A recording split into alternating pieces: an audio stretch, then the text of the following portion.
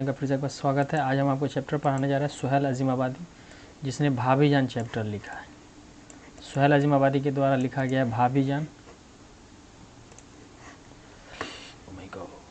तो हम यहाँ सुहेल अजीमाबादी के बारे में पूरा पढ़ेंगे। इसका objective subjective total question answer आपका क्लियर हो जाएगा। ठीक है, तो हम शुरू करते हैं। यहाँ देखते पहले सुहेल अजीमाबादी का असल नाम सैयद मुजीबुर रहमान था। तो यहाँ आपका एक ऑब्जेक्टिव क्लियर हो गया कि सुहेल अजीमाबादी का असल नाम क्या था, तो सैयद मुजीबुर रहमान था।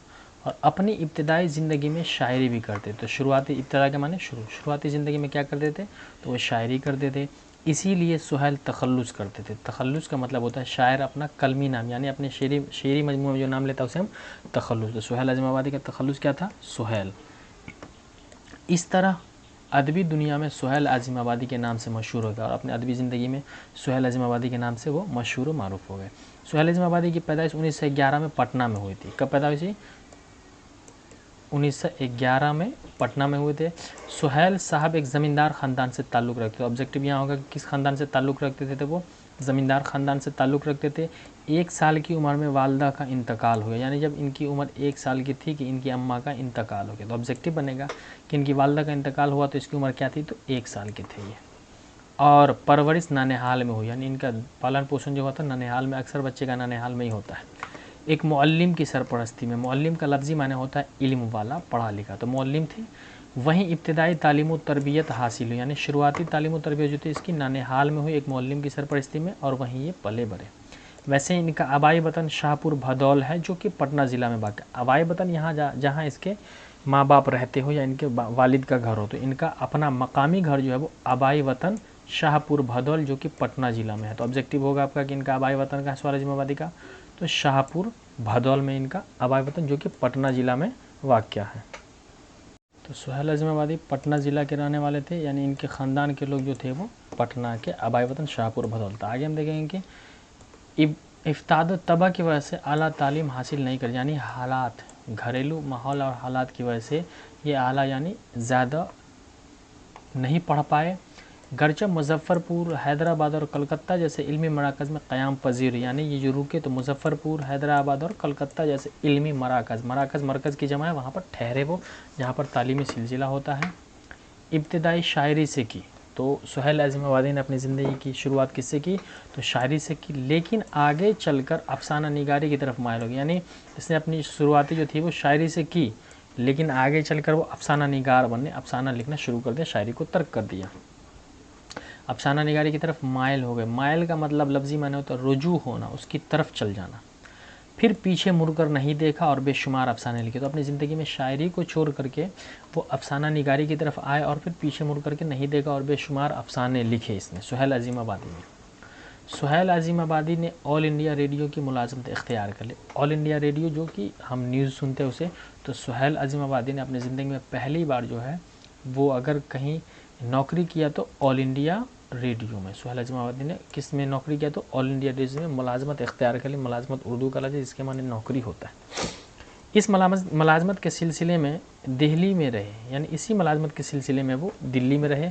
तो सवाल होगा कि दिल्ली में किस सिलसिले में रहे, तो ऑल इंडिया रेडियो की मुलाजमत के सिलसिले में रहे। फिर इनका तबादला श्रीनगर कश्मीर हो गया। तबादला का मतलब होता है ट्रांसफ़र, यहाँ से दिल्ली से ट्रांसफ़र इसका श्रीनगर यानी कश्मीर हो गया। फिर वह वापस पटना चले, यानी ट्रांसफ़र कश्मीर हुआ, वहाँ से फिर वो पटना चले आए और मुलाजमत से इस्तीफ़ा दे दी। तो इस्तीफ़ा का माने होता है जो आदमी अपनी नौकरी को खुद अपनी मर्ज़ी से छोड़ दे, उसे हम क्या बोलते हैं। तो इन्होंने अपनी नौकरी से इस्तीफ़ा दे दी, यानी ये जानबूझ करके उस नौकरी को छोड़ दिया। इससे पहले सहाफ़त में भी मसरूफ़ रहे। सहाफ़त जो बोलते हैं हम, वो अखबार में मदीर होना या लिखने पढ़ने की जगह पर होना, मसरूफ़ रहे।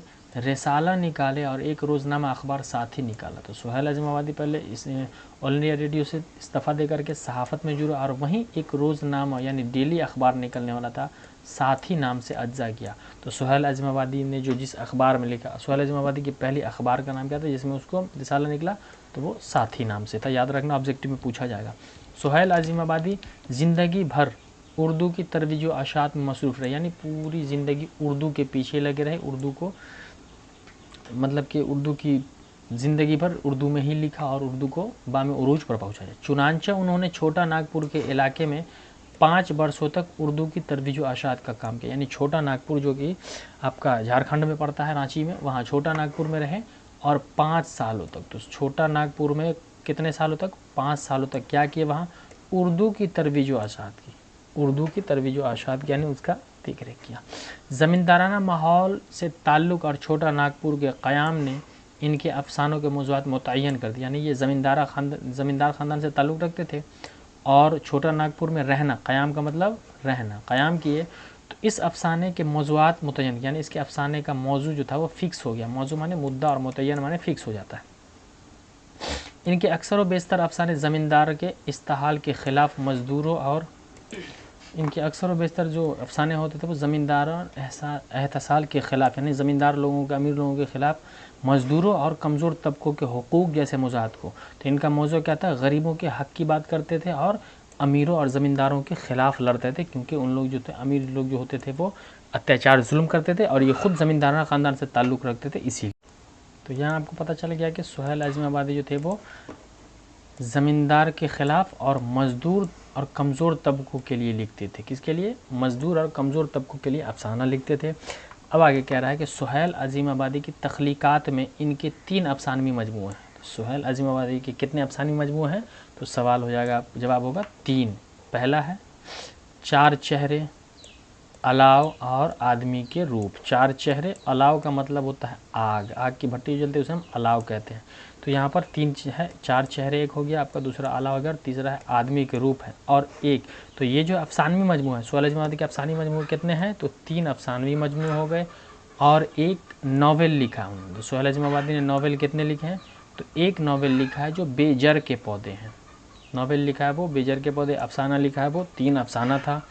इन मजमू के अलावा सुहेल के अफसानवे की तादाद, यानी ये 3 अफसाना लिखे और एक नावल लिखा, इसके अलावा इनके अफसानों की तादाद कुल 125 तक है।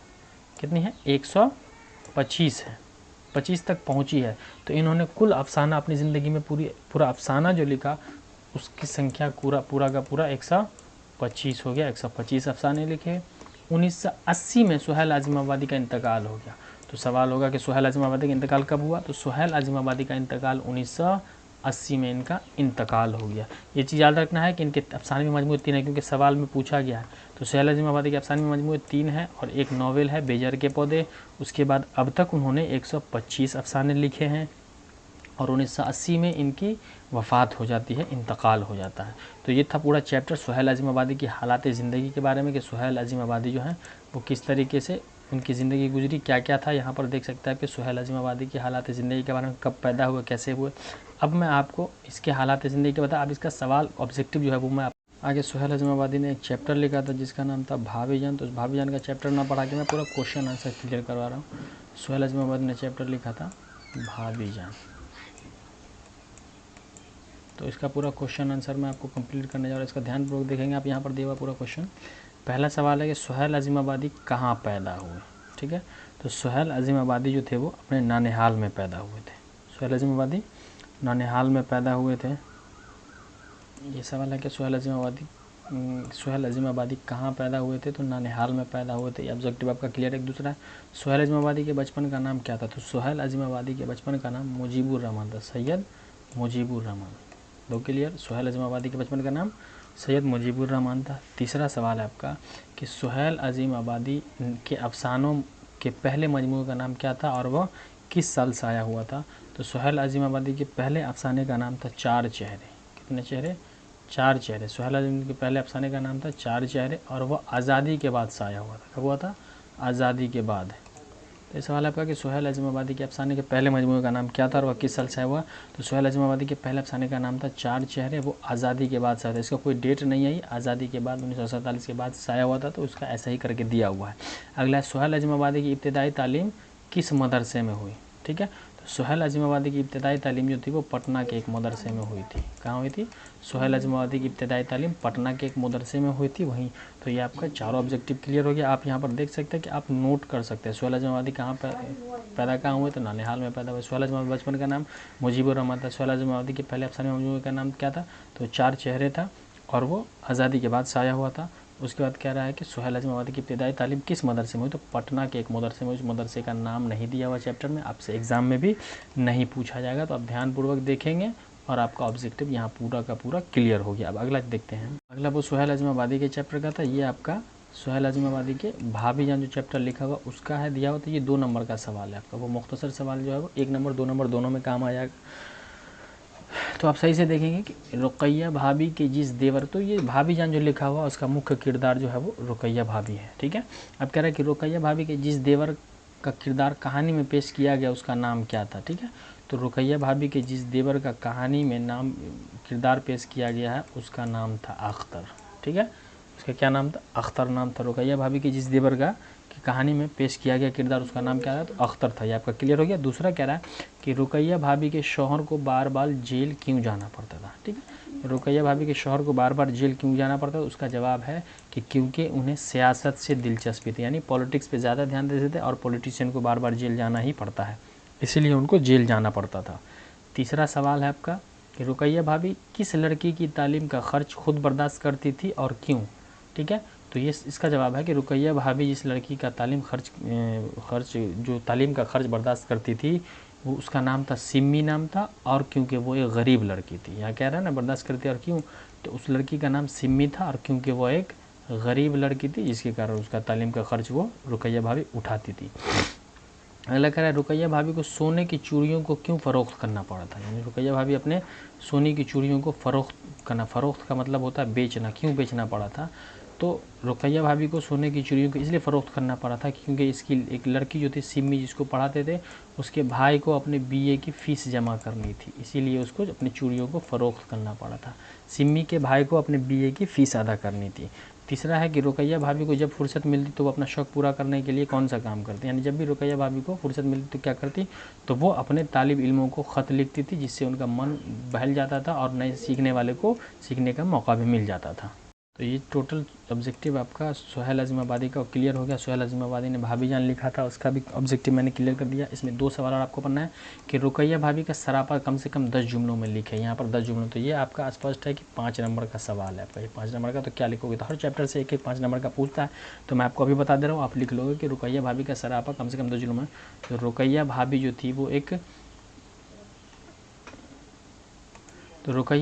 थी वो सरापा एक खुशमिजाज और अच्छी औरत थी जो कि अपने घर की ज़िम्मेदारियों के साथ साथ अपने बच्चों की ज़िम्मेदारियों के साथ साथ बाहर के तालिब इल्मों का भी ज़िम्मेदारी रखती थी और वो अपने घर का पूरा देखभाल करती थी।